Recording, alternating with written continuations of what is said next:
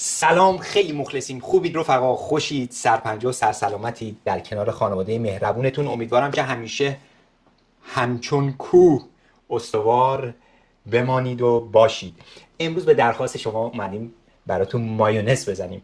یه مایونز گیاهی براتون زدیم، یه مایونز معمولی. دیگه مایونز از بیرون نمیخری.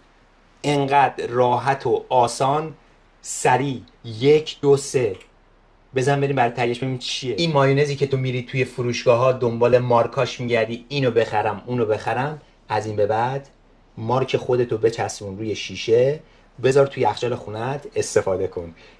مایونز اصل اینه. به به، بزن بریم برای تهیهش. مایونز گیاهی طعمش خیلی خاصه، بدون تخم مرغ ولی بافتش نام بروانه. یه بار بچشی تا آخرش میشی فنش، اسم خودتو بزن و برندش. بریم سراغ مایونز گیاهی. مایونز گیاهی ما چی داریم؟ یه کنسرو نخود من باز کردم، آبشو میریزم داخل لیوان میکسر. یه قاشق چایخوری سرکه سفید و یه قاشق غذاخوری آب لیمو، یه قاشق چایخوری سس خردل، شکر نصف قاشق چایخوری، نمکم نصف قاشق چایخوری، 1.5 پیمانه روغن گیاهی.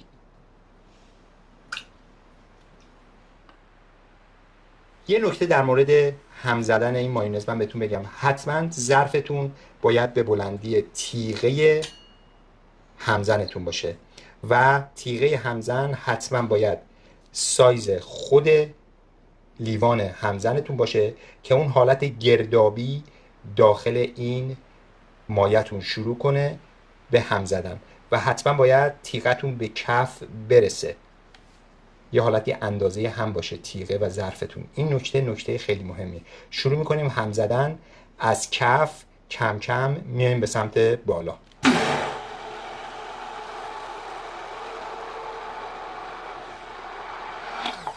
آماده شد.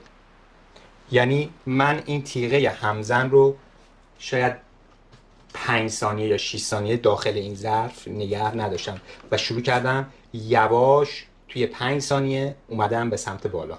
مایونز ما آماده شد به همین راحتی. الان بافتش هم بهتون نشون میدم. اینم از بافت مایونز ما.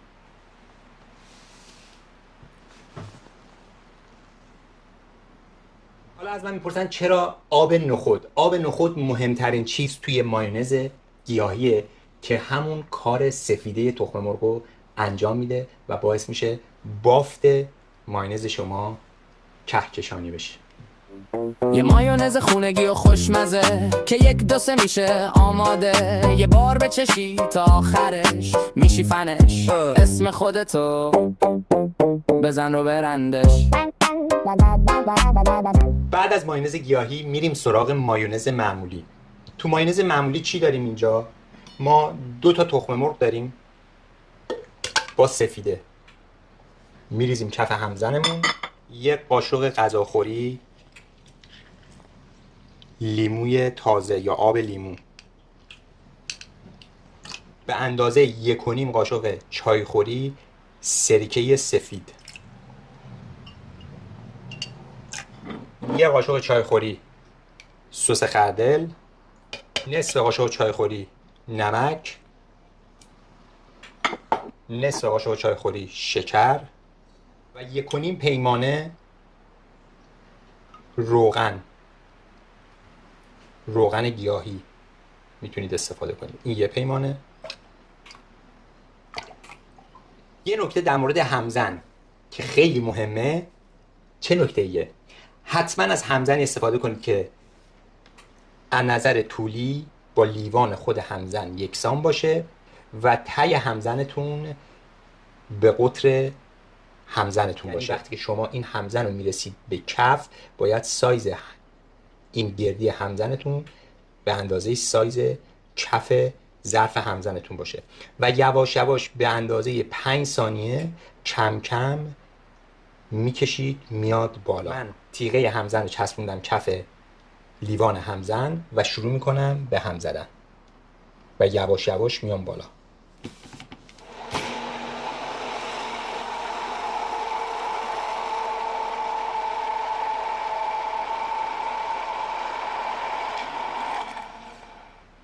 مایونز ما آماده است به همین راحتی.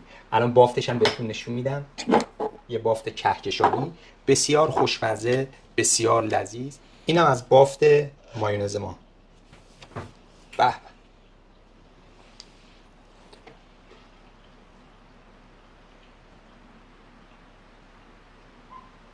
اینم از مایونزهای ما که واقعا دست مریزاد.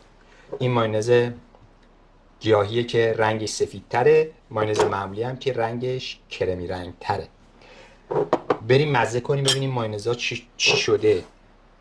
اینم از بافت مایونز.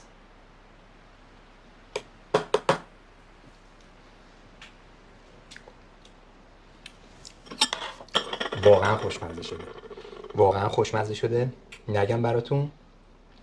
اینم از مایونز معمولی، اینم از بافتش.